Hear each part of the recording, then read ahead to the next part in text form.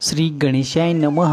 अवधूत चिंतन श्री गुरुदेव दत्त स्वामी समर्थ महाराज की जय। श्री स्वामी समर्थ। मार्गशीर्ष गुरुवारी एक वेळ उपास केला नाही तरी चालेल, पण या झाडाला एकदा नक्की स्पर्श करा, घरात लक्ष्मी पाणी भरेल। श्री स्वामी समर्थ। नमस्कार मित्रांनो, आपल्या भक्तिमय चॅनलमध्ये आपल्या सर्वांचे स्वागत आहे।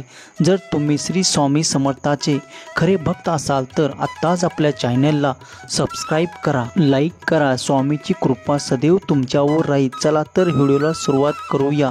मित्रांनो, मार्गशीर्ष महिन्यात लक्ष्मीची पूजा 14 डिसेंबर 2023 गुरुवारपासून सुरू आहे। दुसरा गुरुवार 21 डिसेंबर, तिसरा गुरुवार 28 डिसेंबर, चौथा गुरुवार 4 जानेवारी आणि पाचवा गुरुवार 11 जानेवारीला आहेत। मराठी महिन्यामधील 9वा महिना म्हणजे मार्गशीर्ष। मार्गशीर्ष वर्षातील प्रत्येक गुरुवार हा सुवासिनी महिलांसाठी विशेष असतो। या दिवशी वैभव लक्ष्मी किंवा महालक्ष्मीचे व्रत करून कुटुंबाला समाधान, शांती, ऐश्वर्य मिळावे अशी प्रार्थना केली जाते। या व्रताच्या दिवशी वैभव लक्ष्मीची घटस्थापना करून शास्त्रोक्त पूजा केली जाते, तर शेवटच्या गुरुवारी व्रताचे अध्यापन केले जाते। याचे नियम आणि पूजा पद्धत जाणून घेऊया। तसेच मित्रांनो, हा उपवास करायला जमलं नाही तर या झाडाची नक्की पूजा करा। तसेच या झाडांना स्पर्श केला तरी पुण्य मिळते, माता लक्ष्मी प्रसन्न होते। चला तर कोणती ते पाहू। मित्रांनो, मनातील सर्व इच्छा पूर्ण करण्याच्या हेतूने श्री महालक्ष्मी व्रत करण्याची पद्धत आहे। या व्रताची सुरुवात मार्गशीर्ष मासातील पहिल्या गुरुवारी होते आणि शेवटच्या गुरुवारी अध्यापन केले जातात। परंतु जर कोणत्याही कारणास्तव मार्गशीर्ष मास व्रत करण्यास जमले नाही तर संपूर्ण श्रद्धेपूर्वक कोणत्याही महिन्याच्या पहिल्या गुरुवारपासून सुरू करावे आणि व्रताची सांगता मात्र मार्गशीर्ष मासाच्या शेवटच्या गुरुवारीच करावी। व्रताचे अध्यापन कराव्याच्या दिवशी 7 सुवासिनी किंवा 7 कुमारिकांना घरी बोलवून त्यांच्यात महालक्ष्मीचे स्वरूप जाणून त्यांना हळद कुंकू लावावे, मनोभावाने नमस्कार करावा। नंतर पूजा आरती कहाणी करून प्रसाद म्हणून फळ व महालक्ष्मी व्रत कथा पोथीची एक प्रत प्रत्येकाला द्यावी। पुरुष हे व्रत करत असतील तर त्यांना स्त्री किंवा कुमारिकेच्या हातावर हळद कुंकू लावावे आणि त्यांना महालक्ष्मी स्वरूप जाणून मनोभावाने नमस्कार करावा। शक्य असल्यास ब्राह्मणाला सीधा वस्त्र आणि दक्षिणा देऊन त्यांच्याकडून आशीर्वाद घ्यावा। सायंकाळी गायीची पूजा करून गोग्रास द्यावा। व्रत करणाऱ्याने मनाने आनंदी व शरीराने शुद्ध असणे आवश्यक आहे। गुरुवारी व्रत करताना चिंत, शांत व आनंदी वृत्ती असावी। सर्वांशी प्रेमाने वागावे, तसेच प्रसन्न राहावे। काही कारणामुळे गुरुवारची पूजा आरती कहाणी करणे शक्य नसेल तर दुसऱ्याकडून करून घ्यावी। उपवास मात्र स्वतः करावा। व्रताचे दिवशी दिवसभर उपवास करावा व संध्याकाळी पूजा आरती कहाणी झाल्यावर श्री महालक्ष्मी देवीला नैवेद्य दाखवावे। नंतर कुटुंबासमवेत मिष्टांत भोजन करावे। मित्रांनो, हे झाले गुरुवारचे व्रत कसे करायचे। चला तर अशी कोणती झाडे आहेत त्याची पूजा केल्याने किंवा स्पर्श केल्याने गरिबी दूर होते ते पाहूया।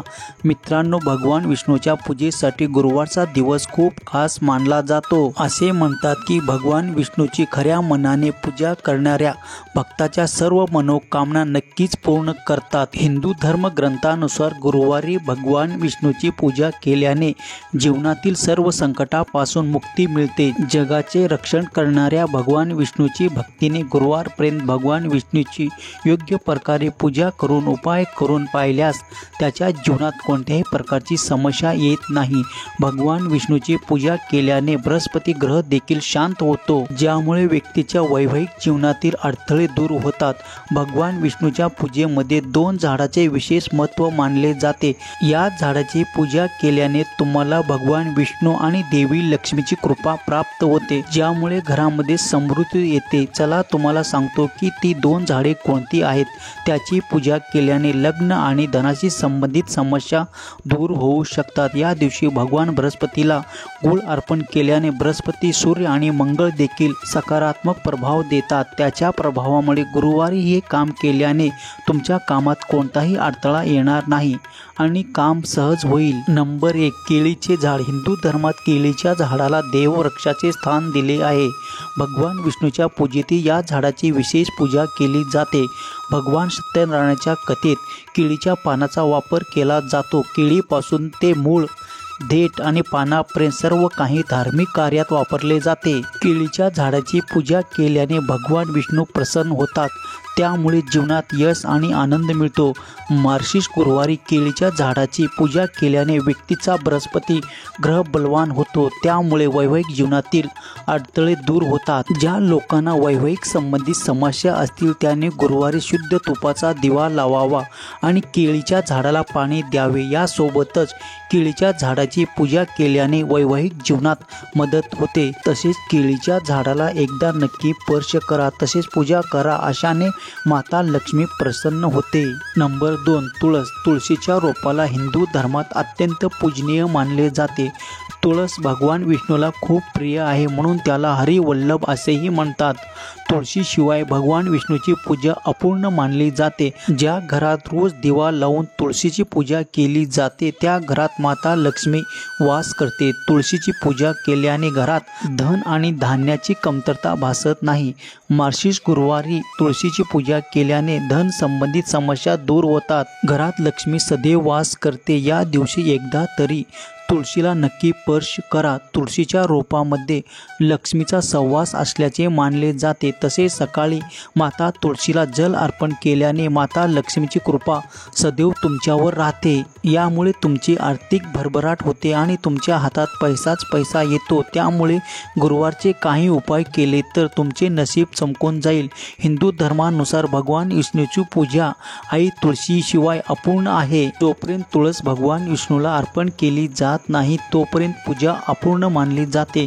तसेच संध्याकाळी तुळशीच्या रोपाजवळ दिवा लावल्याने घरात सुख शांती राहते। असे मानले जाते की गुरुवारी तुळशीसोबत काही खास उपाय केल्याने तुमची आर्थिक समस्या दूर होते। आपल्या हातात पैसा हवा असेल तर गुरुवारचे उपाय करणे महत्त्वाचे आहे। तुमच्या जीवनात आर्थिक चणचण भासत असेल तर गुरुवारी स्नान करून तुळशीला कच्चे दूध अर्पण करावे आणि संध्याकाळी तुळशीसमोर तुपाचा दिवा लावावा। असे केल्याने तुळशी माता प्रसन्न होते।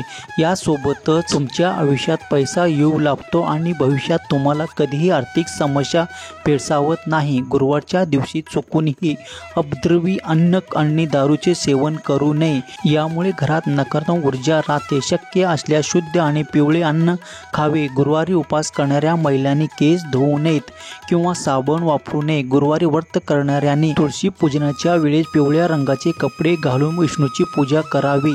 असे केल्याने तुम्हाला भगवान विष्णूचा विशेष आशीर्वाद मिळतो। मित्रांनो, हा व्हिडिओ आवडला असेल तर आपल्या मित्रमैत्रिणीसोबत तसेच नातेवाईकांसोबत शेअर करा, चॅनलला सबस्क्राईब करा आणि लाईक करा। हा संदेश शेवटपर्यंत पाहिल्याबद्दल धन्यवाद। जय शिवशंकर, नमामि शंकर, शिवशंकर शंभो। जय गिरिजापती भवानी शंकर, शिवशंकर शंभो। बोला अवधूत चिंतन श्री गुरुदेव दत्त स्वामी समर्थ महाराज की जय।